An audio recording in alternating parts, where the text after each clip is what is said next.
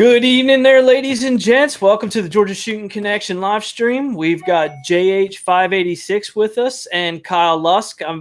Georgia Boy 44 hasn't been able to make it tonight, and I'm not 100% sure if Amuzer is going to be with us or not. We haven't heard back from him, but thanks for coming out.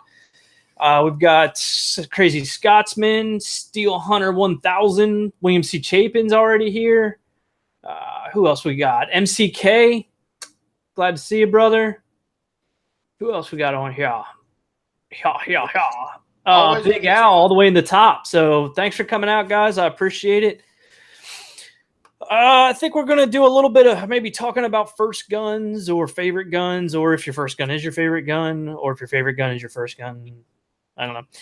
But it's kind of a little bit more freeform tonight. We don't have a real set kind of topic. We just kind of going to shoot from the hip, so to speak. But everybody can say hi, Jamie. Hey, everybody. Y'all seen Willie yet? Kind of looking for Willie out there in the chat room. Been concerned about him and praying for him. And we've Nathan's got a couple of videos out. Got one particular one I really enjoyed on the Reloaders Network. So y'all go check that out on the reloadersnetwork.com. I put two up this week. Tell you about heartbreak. I was telling the guys before we went live, when I went to bed last night, I had 100 subscribers. When I woke up this morning, I had 99. So what are we going to do? But the topic about first guns is a little bit, that's kind of cheating me, Nathan. Everybody knows my first gun I bought as an adult was my 35 Remington, my Marlin 336 that I've been using to work up loads. So there's Willie. He showed up. Hey, Willie. How you doing there, Mr. Willie? You remember what your first gun was that you bought yourself, Nathan? Me, yeah. Well, I see that's kind of a questionable thing, because if I'm going to say the first gun that I bought myself, I went in halves on a 303 Brit when I was like 13 or 14, but I don't count that. Like the first gun as an adult that I purchased at a store on my own was a Ruger P97 DC. And I love that gun. I love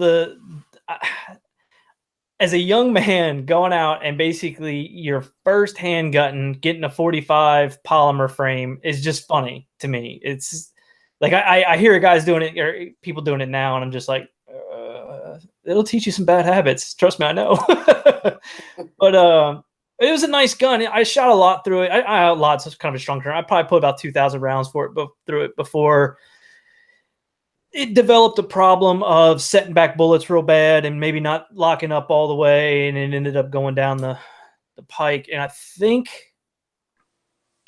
ultimately, I think I ended up turning that into a Ruger 2245 that I have, I think is where it's at now. Like if I were to follow the lineage, who begat who.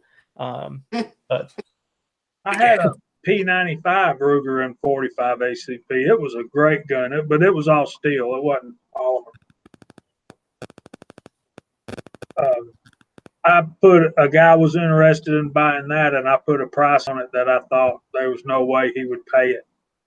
So don't put a price on anything you're not willing to part with, because he coughed the money up in a heartbeat.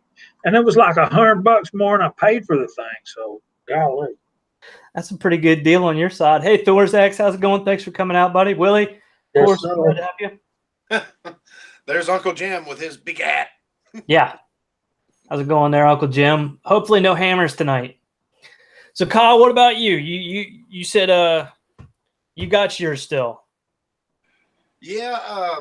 First, I want to say, hey, there's a bunch of new guys that showed up. We got Thorzax, Uncle Jim, Crazy Scotsman, Chico Wise. Willie showed up. Hey, Willie. Willie, I'm sorry I didn't get to talk to you last night. You've been keeping me up too late through the week. Hope you're feeling good and everything's good. Actually, the first gun that I bought, I actually still have, and it happens to be my favorite. It is clear. It's my Colt 45. Lightweight commander model, very smooth shooting. It's been hot rodded. There's trigger jobs. It's got revised barrels and hammer springs and everything else in it. I love to take it on steel challenges and stuff like that. The problem is everybody has to refigure their calculators and everything to see the mag count because it's a single stack mag. But yeah, I like it. I love it. And I wish I had 3 more of it. So that's where I'm at with it.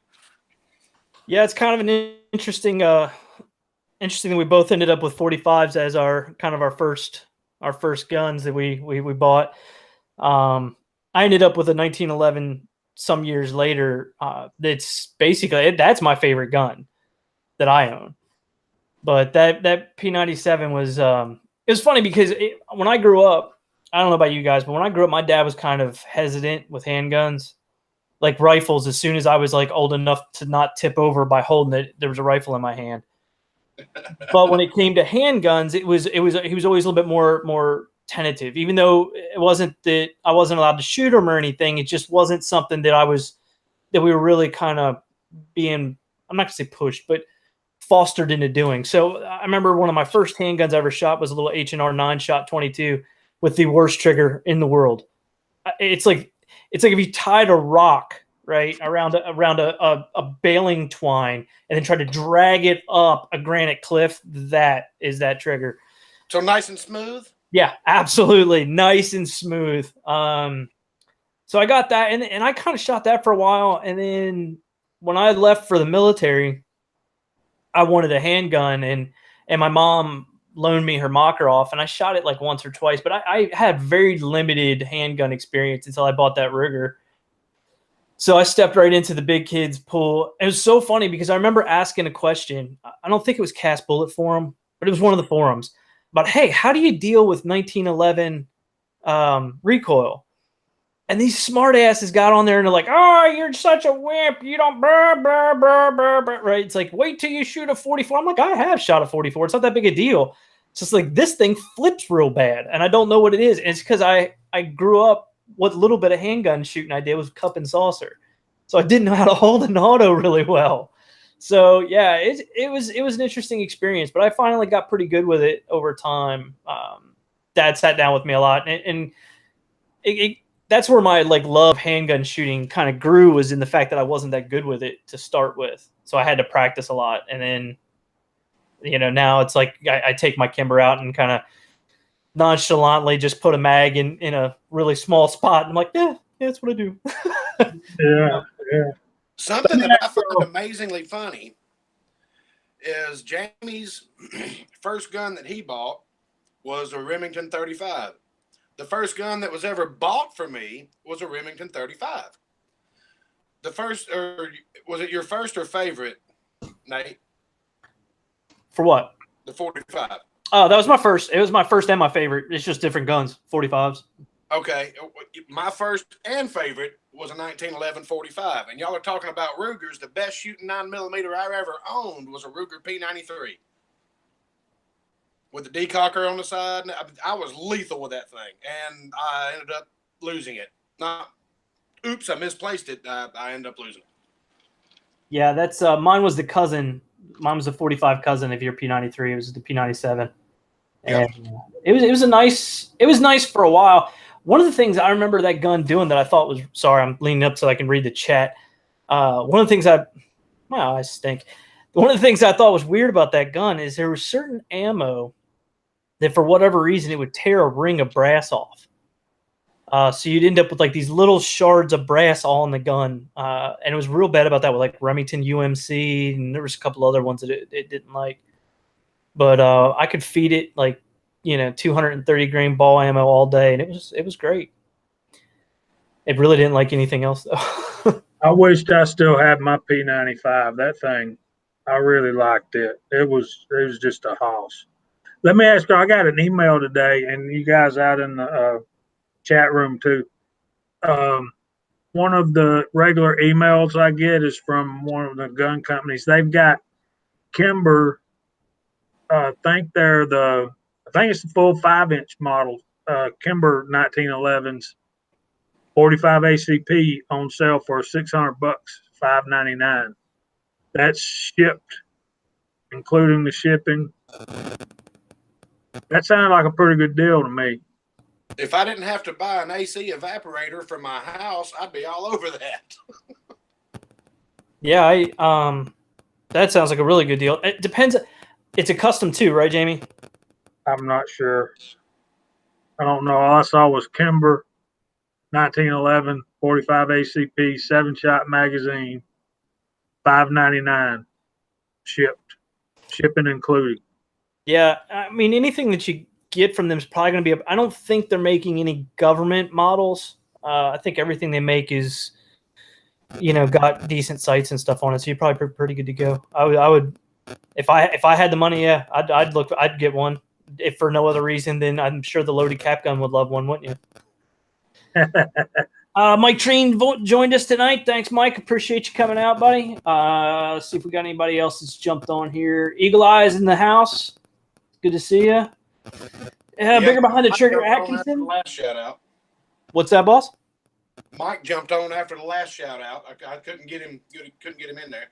Ken's asking if I'm not on tonight. Am I on tonight? Yeah, you're on for me, buddy. His phone was sideways, so I guess he wasn't seeing you. Yeah. Tickle wise, when it comes to 1911s, brother, you can spend as much or as little as you want to. I have a ATI 1911. Mine's the 3 1/4 inch. Bacon has one. It's ATI, American Tactical Imports. It's made in the Philippines.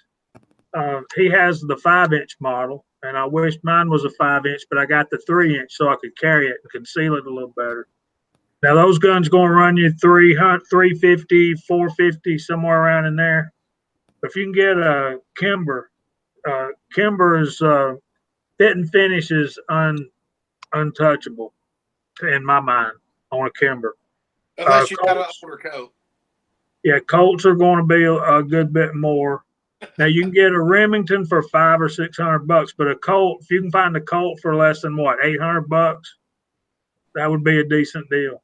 That would be a killer deal. If you can find a good 1911 4.5-inch lightweight Commander, I would say for under $1,000, that's a good deal.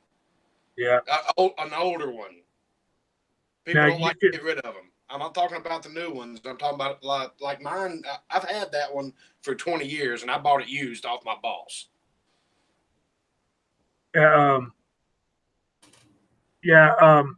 Remington makes one. Ruger makes one. I don't know anything about the Remingtons, but I've seen a lot of videos on the Rugers being shot, and they seem real good. But hey, Chico, let me throw something in right quick. If you're not opposed to buying non-American, Rock Island, my buddy has a Rock Island subcompact, I guess 4.5-inch 45, and his only complaint, he loves the pistol, except for the fact that you have to have a paper clip to tear it down. Other than that, he's in love with that pistol. He swears by it. Me and him go shooting all the time with it, and he's lethal with that thing. So, I mean, they make good shooting guns. The Rock Island's come a long way from when they just jumped in the pool. Well, I think that long way comes from the fact that they didn't have that long of a way to go to begin with. I think they started at such a low price, and the guns were at such high quality for that price in comparison. Everybody thought they were garbage, yeah. And they were just amazing. And I've got a Rock Island. Mine's a GI model, and my dad has one, and it's a GI model. And there's some slight differences. And when he settles down and he really pays attention to it, he can shoot right with my Kimber. I mean, and him and I, especially back then, when we were shooting a lot like that, we get really pretty, I'm not going to say competitive, but I mean, it's funny how you lose you lose perspective when you're shooting a lot. So when I shoot my Kimber, if I'm shooting 15 yards or whatever, if I get a group that's over an inch, I was getting mad. Right. And now it's like, because I'm not shooting quite as much as I was, like I go up there and it's like, okay, you know, that's 2-3 inches, that'll be all right. It's just funny because when you shoot a lot, it's like those groups aren't in. But yeah, he'd hang right with me with that. So I've always loved them. They're the now I'll tell you what's funny is I heard that their little 6-shooter is got a great trigger and all this other stuff in it, and I picked one of those things up right after it launched, and I'm like, oh god, get this out of my hand! I didn't want to touch it. It was terrible. But I guess like either that was a bad first run, or maybe I didn't like the way it felt. I don't know, but everybody's saying that the triggers on them in the bore and everything is just amazing. But my experience just picking it up and handling it, it just felt like a poorly made H&R.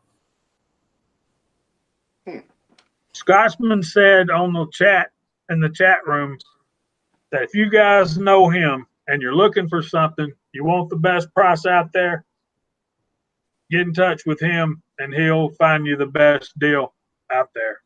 And I don't doubt that. Do what, Kyle? I'm sorry. What do you have for free? Free is a great deal. Yes.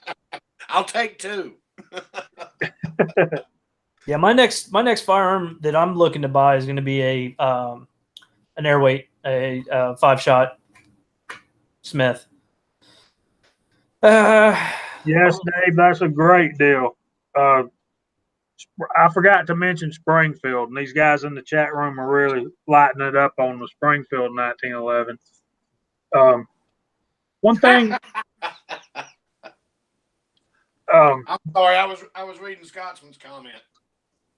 One thing that freaked my wig was when I found out that Springfield was not the original Springfield Armory from the United States government. That broke my heart. I don't know what I was expecting. Yes, I'm that gullible sometimes.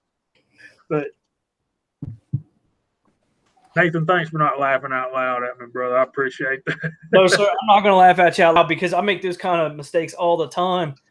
I know I got confused just with, I think, what was it? There was, what was the name of that armory that was in New York that got blown up? I can't remember. Anyway, I got confused with that one time thinking they were making guns again. And I'm like, what? And no, not at all.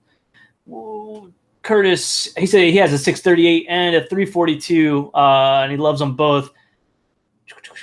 Yeah, I'm after a 642, and I'm gonna this week, hopefully this month coming up, I'm gonna go get my carry license because I don't have it, and I'm gonna start.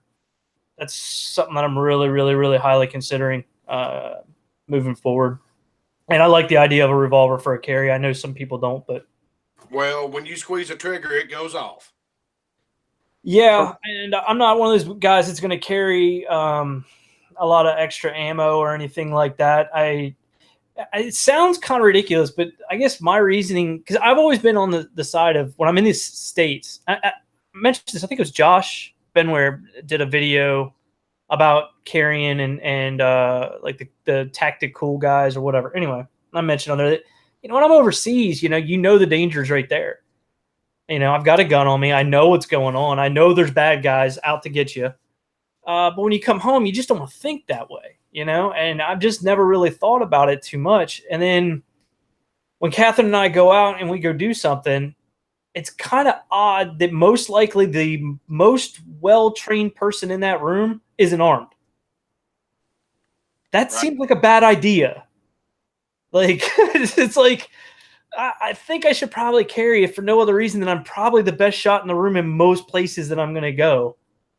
By just pure numbers, like just playing the percentages. It might be somebody better, but the chances are, that if I'm in a theater, there's going to be a whole bunch of people that are armed that probably have no idea how to shoot. So I don't know, just something that I'm starting to think about more. Yeah, Oklahoma's all armed. The whole state, absolutely.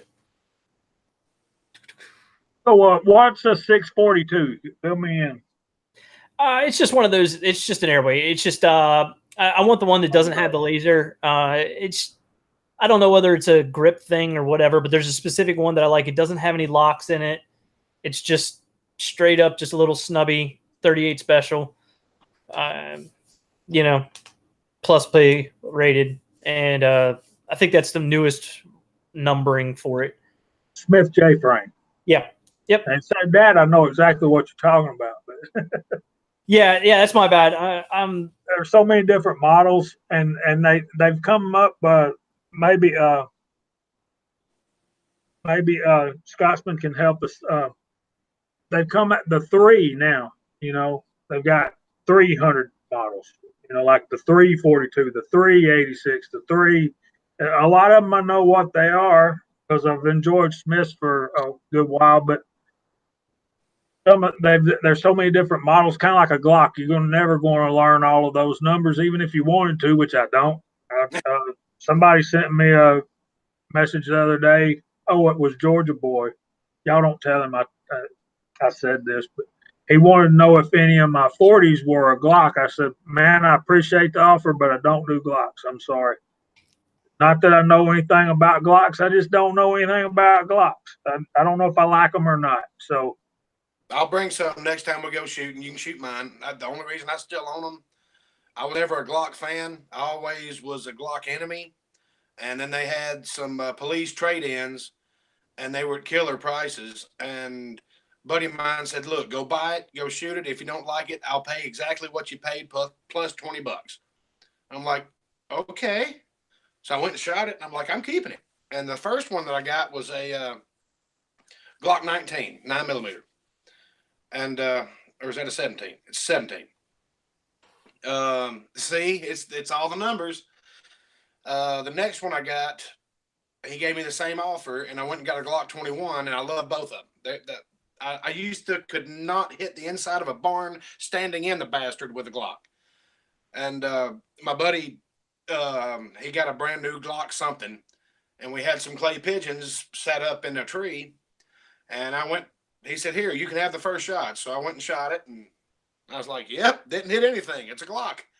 And he said, no, you just can't shoot. And I pulled this off of my hip, both eyes open, 8 shots, bam, bam, bam, bam, bam, bam, bam, bam. And he goes, yeah, you're right, it's the gun.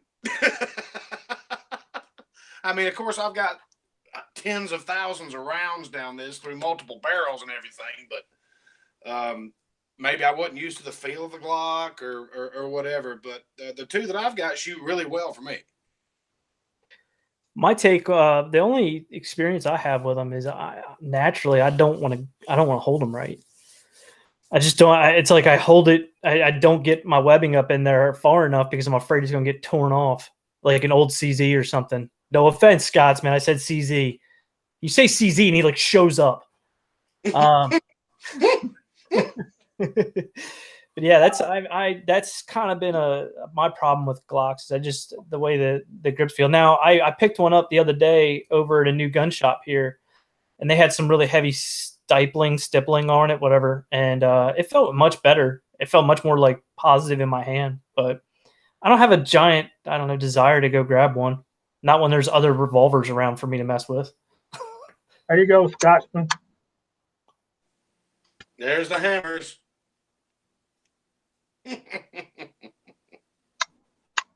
CZ75 BD. Sorry, Uncle Jim. I know you don't like CZ75Bs, but this is probably the most accurate 9mm I've ever shot in my life. And it's fun to shoot. It's metal. I mean, it feels substantial. But I think we should talk more about reloading type stuff. I can do that. Why don't you run off a little bit of what you put up on that video on the Reloaders Network for the 35 H&R Magnum? Is that right? 32 H&R Mag. Well, I actually, to you, how many we got going on? 17 people are out here. If you do decide to watch that video, really keep in mind those loads were way hotter than I thought they were. I was following my primers, and I was not chronographing my loads with that gun. So I worked up loads for it, and I went down. And so if anybody is ever wondering if you can take a Ruger single 6 32 H&R and shoot very hot loads in it without getting any running into any major problems, yeah, you can. Because I was running 1350-ish with a 120 grain bullet, which is way hot for an H&R mag. And I didn't even notice it. It was like, primer's a little flat, but that's fine. You're running 327 Federal Magnum Damn near. That's what you're doing, yeah. Damn near. Yeah, I don't think I was getting close. I don't think I was getting at 40,000 PSI, but I was getting close to it. So I'm going to bring it back down. I've got, how many bullets? 1, 2, 3, 4, 5. 5 bullets, I think. 5 bullets and 4 powders that I'm going to be testing. My dad, he loaned me 2 molds that he has, some Lee molds that I didn't have. Then I have my molds, and then Tim sent me that wad cutter, which I'm really looking forward to. I'm hoping that the wad cutter does what I want it to do, because it's going to be target shooting. Well, it's surprising. It's kind of odd to target shoot with a Vaquero, but I tend to have a tendency to do that. So the other thing with that gun is it's been one that it changes its point of impact like relatively easy. So if you're shooting a 110 grain bullet, it's going to be high. If you're shooting an 85 grain bullet, it's going to be low. It really needs that like 100 grain real close to it bullet to stay on. So then you have to slightly vary how much blade you have, how rounded the rear your sight picture is, or how flat it is. Because if you know a Vaquero, it's got the rounded.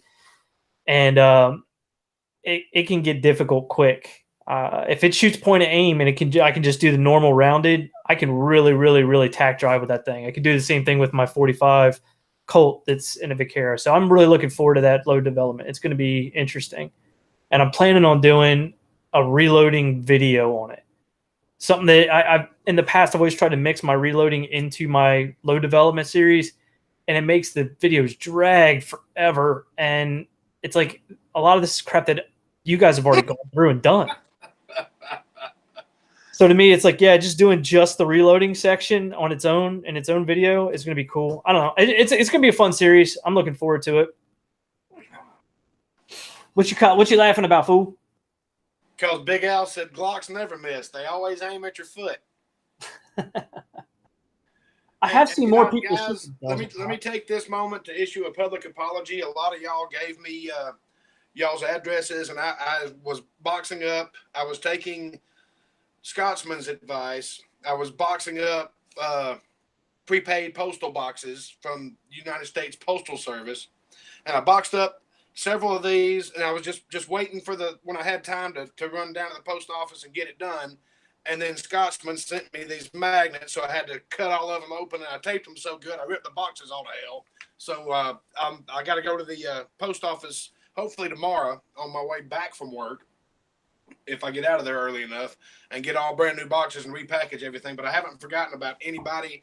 It's just I'd like to send you a magnet. Yeah, Tim says that he used those wad cutters, his 32 wad cutters, in a what was it he said he was using? 308. Yeah, he said 308. Yeah. Yeah. I've got some 3220, 115 grain gas checks.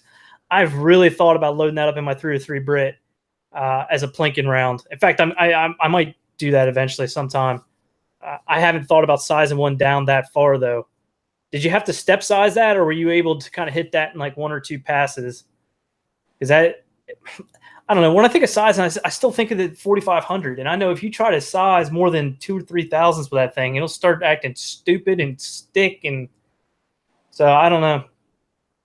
I've heard of a lot of people achieving extremely good accuracy from reloading for AK rounds, 7.62 by 39s, by loading the bullet backwards. They're having better accuracy loading it backwards. What I want to know is who's the asshole that figured that out? Yeah, you got to try that first, huh? Yeah, that had to be that was one of the. Let's just try this. Let's just shoot it. Sorry. Yes, that started with somebody saying, "Here, hold my beer." Willie, don't worry about it. It's coming. Buzz, he gave up on that 410 powder. Thank goodness, my friend Tim finally set that 410 powder down before he ended up wearing a gun. Amen. I appreciate that stuff has been hairy since day one, and I don't know which way to go with it. Nope. That's a big bag of nope. Hey, Chico. Yes, I do have an answer on your question. The factory crimp die for the 9mm. My 44 specials and 44 magnums would not load in my Ruger Red Hawk until I ran them through the factory crimp die from Lee. So now the 9mm, I've seen that thing smooth up a lot of casings because it resizes everything after it's loaded. To me, it's worth it. I've got one on my Loadmaster over here as well. Actually, Tim's doing a little video series on it now. Might want to check him out. He's having a couple of issues, but I think it's just all with experience and figuring out, what's going on and when, and working up a load to suit it. So, well, yeah, hi, Nathan. I'm sorry, man. It's on my computer. When somebody sends me a text, it comes through on my computer and makes a bunch of racket. Sorry about that. I wish Lee would rename things properly. It's annoying.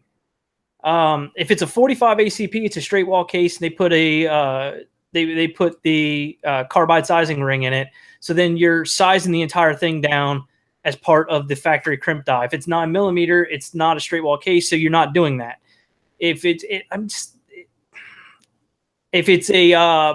like a 38 special, I don't think it's like got a carbide size. I wish they would just, if you're going to build something one way, call that one thing, and if it's going to do another thing, like name it another thing. And I think that's exactly where Mr. Tim got tripped up, because he was calling it a bulge buster. I know exactly why he was doing it. But their bulge buster die that they have that on the name was made specifically for 45. I think, correct me if I'm wrong, I think it's made specifically for 45 shot out of an unsupported case, and you'll have this little bubble on the bottom towards the head of the case. Well, when I heard the term bulge buster, my take on that was being used for anything with a carbide sizing ring in the factory crimp die. I know what he's talking about. Let me see if I know what he's talking about as well. See that bulge at the bottom of that bullet? Mm-hmm. Maybe? Can you? Now, let me find one of my 45 special or 44 specials. Give me just a second. Yeah, that die can be problematic. I take all my 45 ACPs through a factory crimp die, even though I know that there's going to be a couple of them that it's going to kiss and size my bullet a little bit. And the reason why is because even though I'm sizing my bullets, I'm doing everything as I should. And in fact, I'm so particular about it that I always use Federal small pistol primer cases because anything else has thicker. Oh, what you got?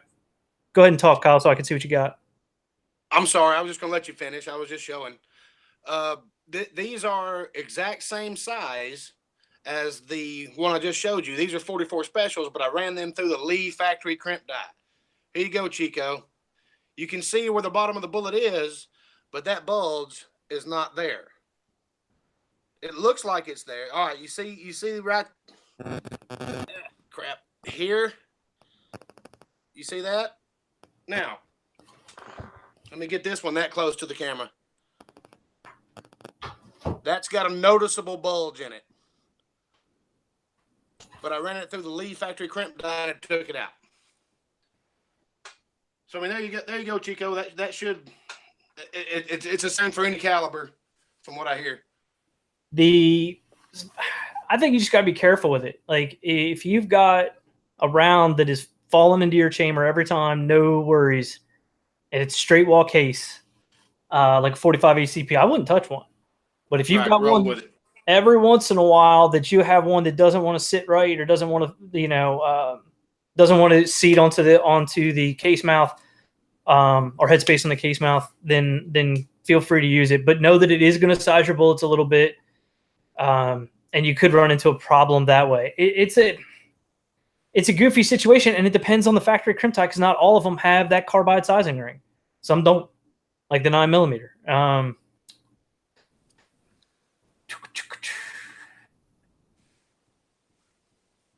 Yeah, you need to you case mount you headspace on a case mouth.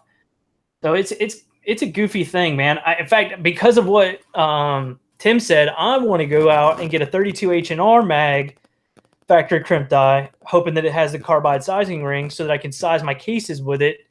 Because the Hornady and the Lee sizing die, in my opinion, both size the case down way too far, which greatly reduces case life, especially when you're shooting way too high pressure in them.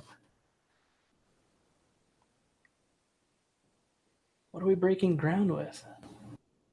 She's talking about the new Taurus factory opening up in Bainbridge.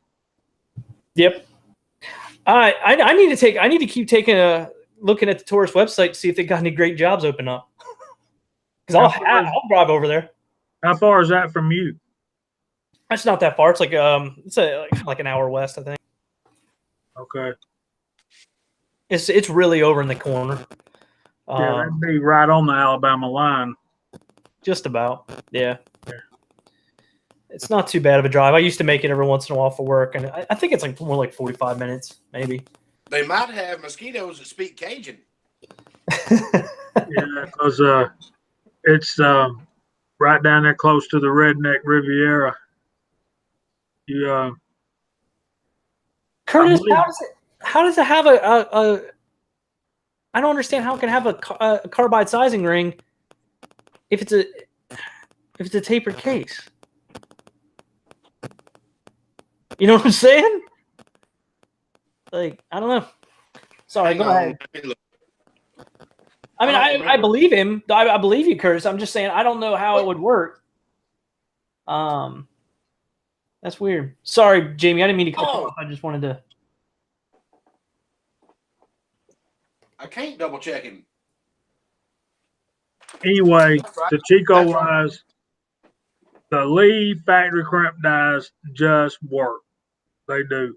They work good. You'll like them. I can't double check him because I bought the 44 caliber factory crimp die first to see if it would fix those rounds to run in my Red Hawk, and I was going to test it with that. I don't really have bulging problems with my 9mm loads, but I just prefer that crimp die. I've heard people prefer that crimp die over the regular one. I'm running a Dillon in my Loadmaster right now. Fuzzy, I absolutely agree. I like revolvers because I don't have to chase brass. My favorite gun's still my 1911, but there's some close seconds, and they're revolvers, all of them. And I think I see what you're saying, Curtis. Is the sizing ring, instead of it being down by the base, it's up towards the neck, so it's not going to be sizing the whole case down. It's only going to be sizing down the first part for the crimp portion. So I guess that makes sense. It still can size your bullet down, I guess. I learned real quick when I started reloading, if you're reloading for revolvers, the brass gods are happy. If you're reloading semi-automatics, they have to get their share. The only problem I think I've had sizing or loading for autos is making sure that they feed well, and that if you're doing lead bullets, if you're doing cast bullets, making sure the bullets aren't too big.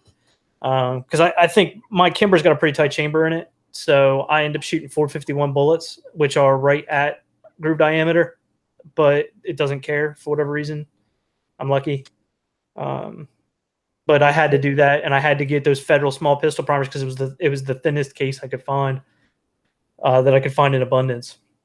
So did I tell you guys that I had my first primer go off in a Loadmaster? No. Do what? Was it just a single, or did you blow up your face?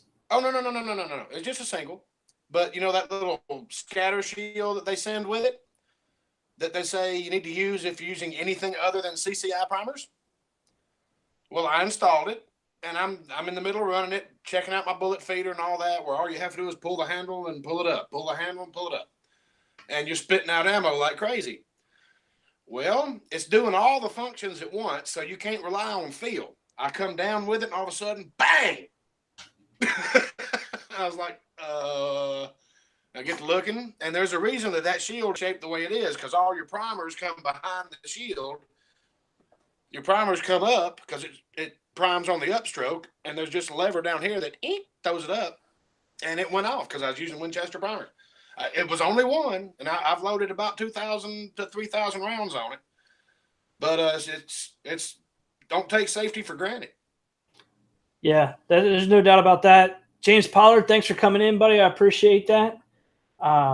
Tim says he likes to chase other people's brass. I do a lot of that down in my range. Fortunately enough, the range that I'm shooting at right now, nobody seems to be picking up brass. So I've got, I kind of got brass for days whenever I go down. Yeah, when I go to the range up at Johns Mountain, I can pick up 223 brass till I'm sick of picking it up. I'm tired of picking it up. Yeah, I know. I know that feeling. It used to be a lot easier to pick brass up 10 years ago and 30 pounds ago. So a little bit harder to get down and get back up these days, but we're going to work on that. There was when several years ago, I remember when brass prices got real high, there was a couple guys that would come down to the range, and they had little trowels with them and buckets and the whole 9 yards, and they would scour the range for brass. I mean, anything. Like they'd stand behind you and try to get your brass, and you're like, no, this is mine. But they would go and dig. They'd get in the way, like you're trying to shoot, and they'd be out there in the middle of it's like, get out of here. But it's funny because now there's none of that. Like people aren't picking up anything. Like, and it's funny because some of the brass that they throw away, I'm just like, God, these people must be made of money. I've got a pretty good sized tote full of 45 Colt brass I've picked up down there in the past like 2-3 years. So, and that's expensive. Yeah, that's some seriously expensive stuff. Mig sent me a big old bag of 44 mag brass. I feel all kinds of lucky. Heck yeah, I'm keeping with what I got. Mike Train said I need to take the grandkids with me, let them pick the brass up. Yeah, gotta let it cool off a little bit first. But yeah, back to the factory crimp die thing. Somebody wrote on there that the rifle factory crimp die, they call it a cullet crimp die.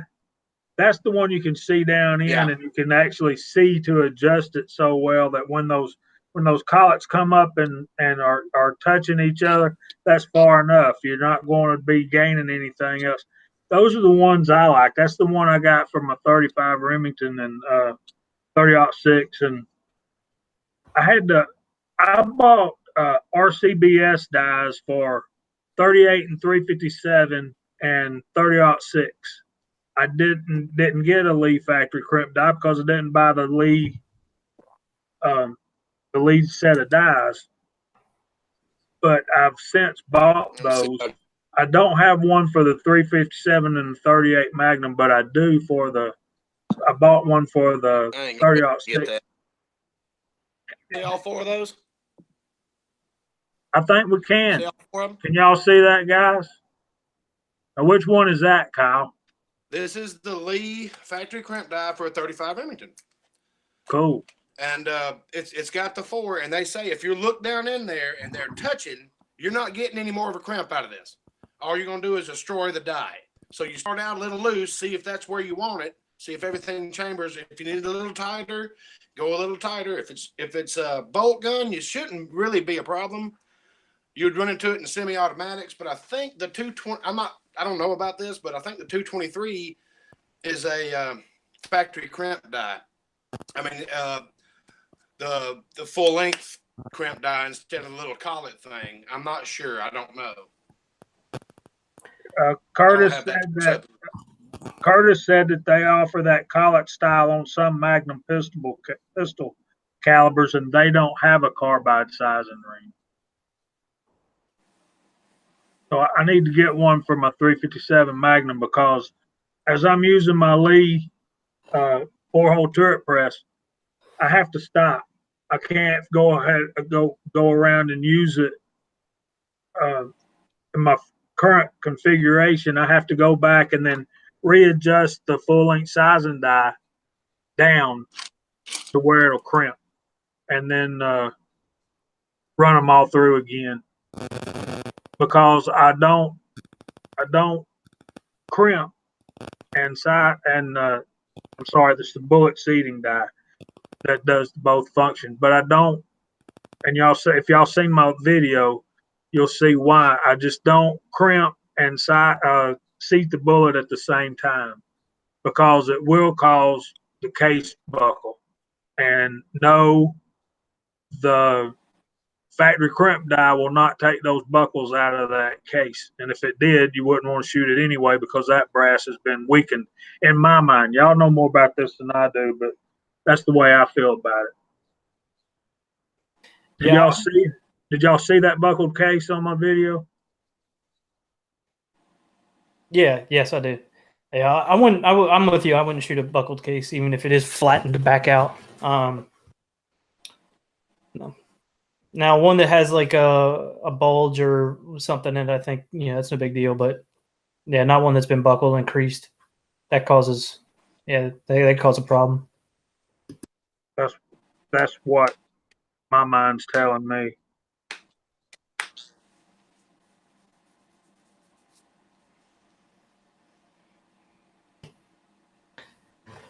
Yeah, I haven't had a ton of luck figuring out all those different dies. I mean, some of you guys I think have more of them than I do. I've only got the collet dies and then one or two of the regular pistol factory crimp dies.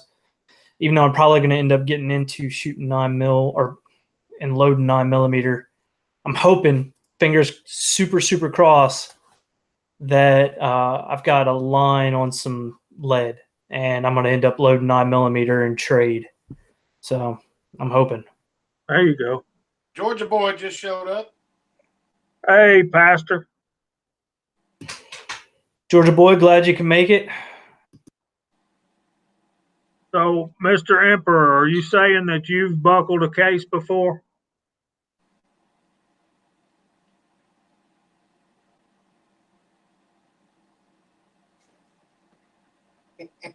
Yeah, mine's just the regular RCBS, Mike.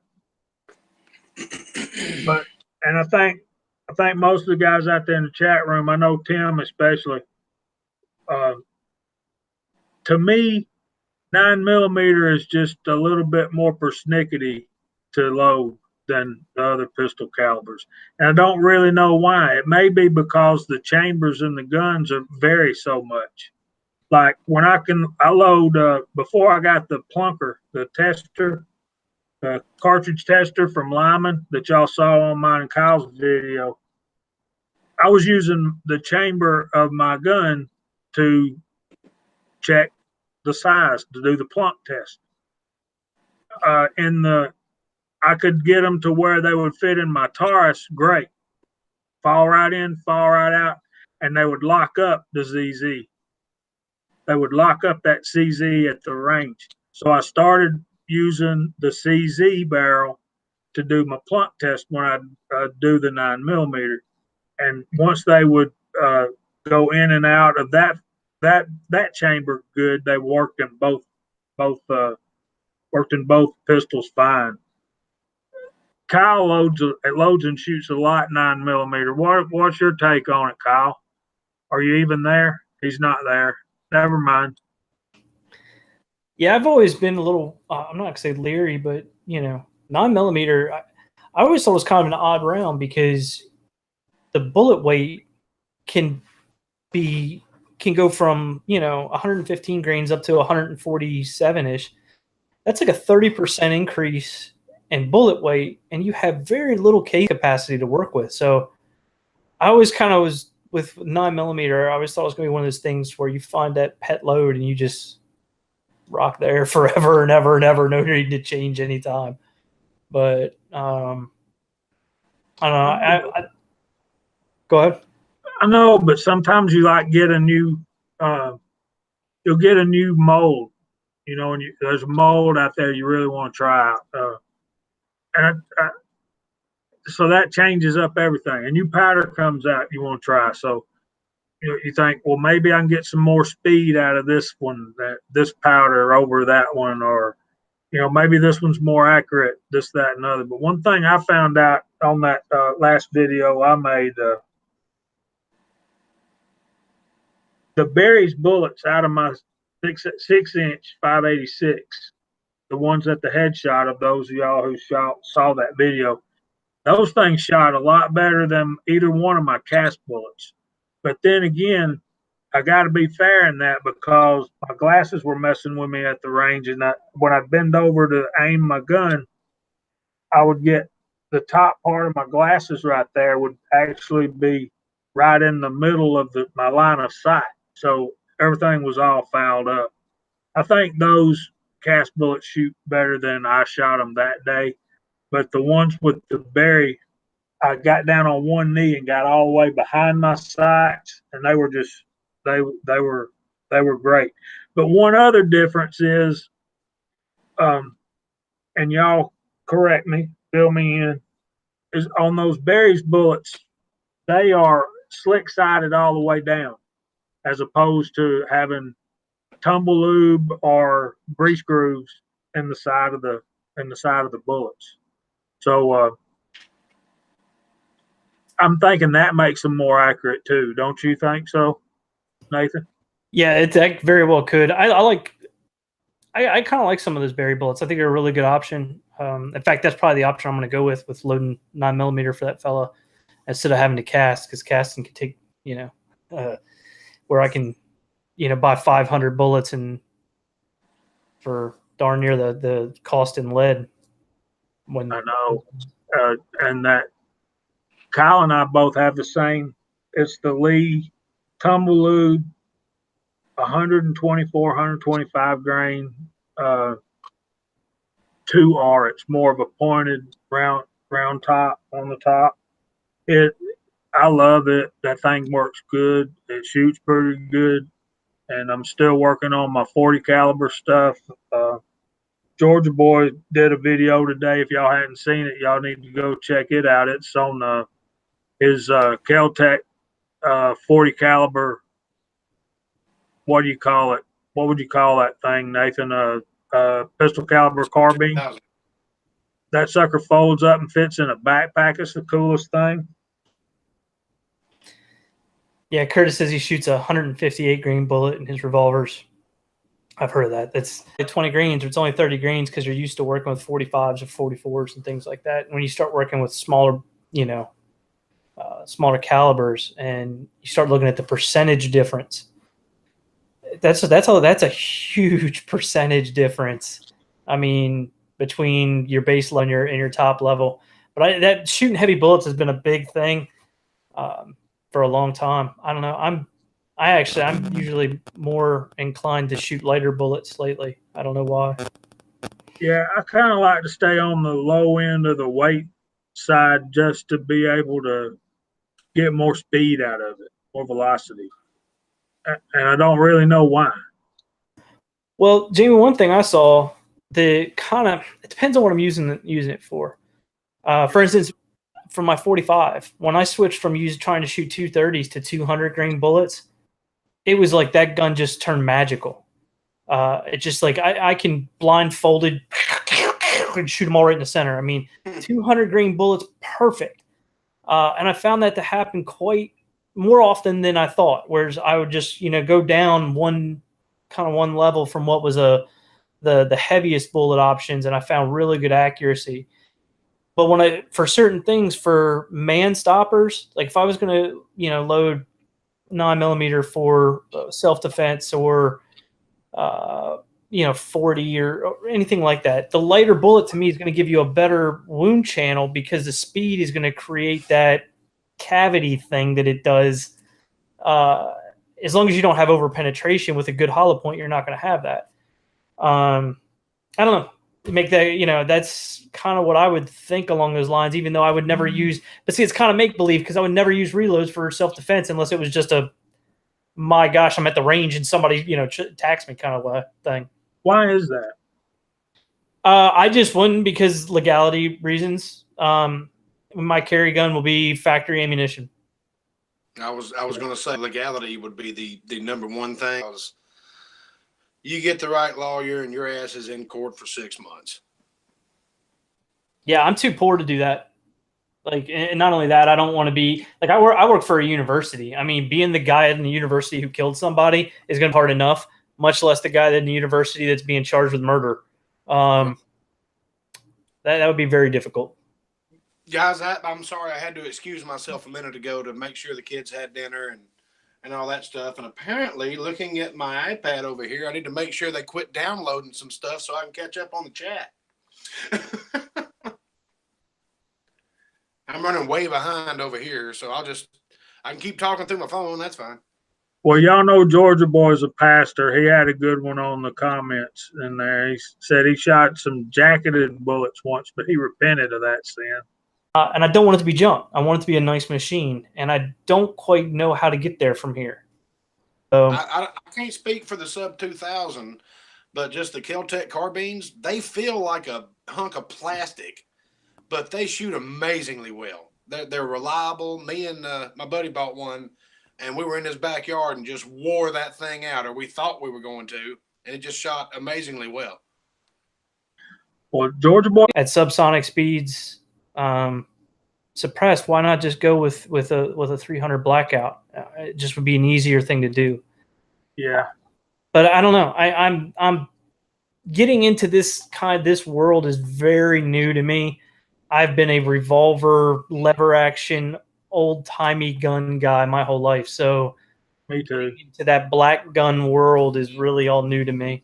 Enjoy this catworming video while you wait.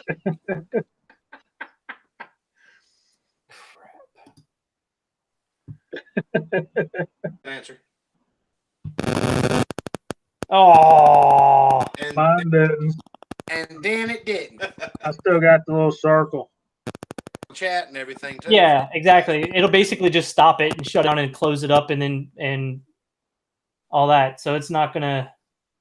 Are you doing Wi-Fi? Yeah.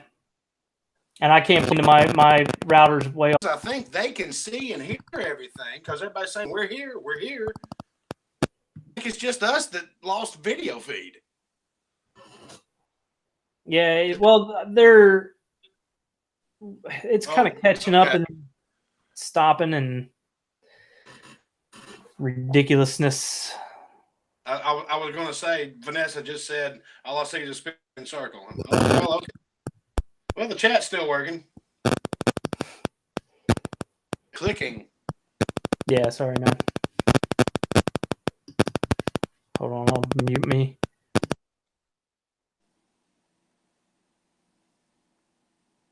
Please enjoy. I can picture Nathan in a hard hat with a tool belt on, grabbing the router and just moving it around.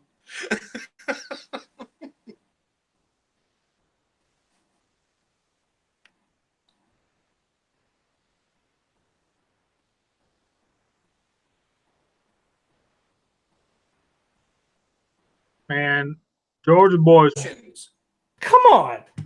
Come on. Now we know YouTube, like against the man, kind of stuff here. Yeah, I don't think there's anything I can do about it, guys. I think it is what it is. That tonight we got screwed up. Damn, I feel bad now. There's just nothing I can do about it from my side. Just restart, man. But we're going to lose all the chat and everything. Well, I guess you could splice everything back together.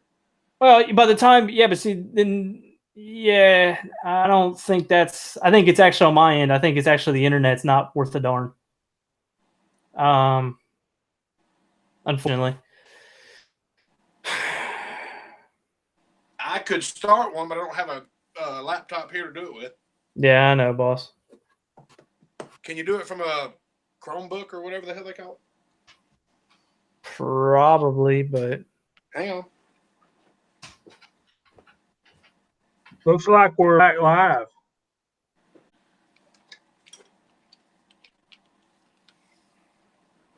Yeah, apparently this baby's dead, so.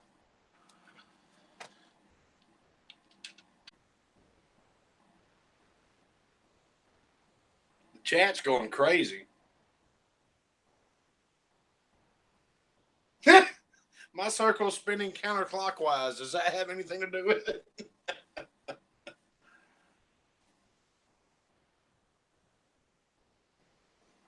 Hell, my damn computer won't even turn on. What the hell's going on here?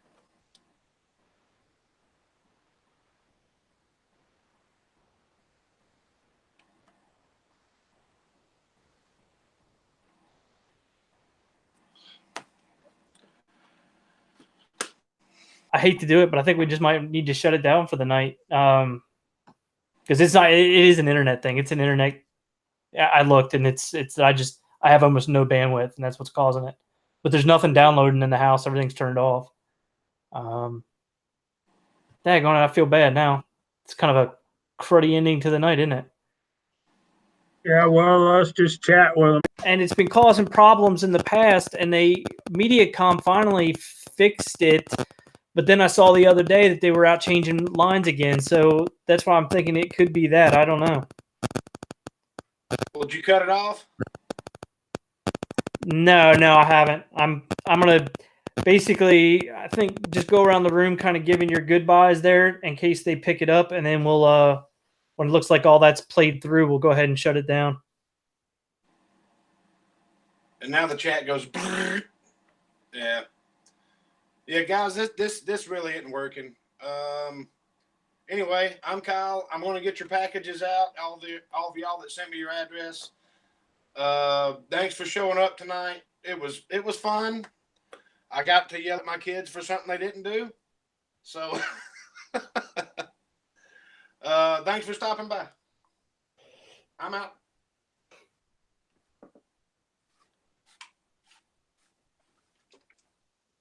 All right, Jamie, do you want to say goodnight? And I'm going to keep up with the shooting the breeze stuff. So I don't know. I got a lot that I'm trying to roll out. Maybe I'm being a little too ambitious, but we'll see.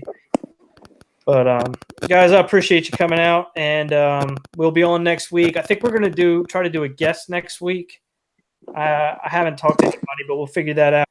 And hopefully Mooser will be on. And I appreciate you guys. So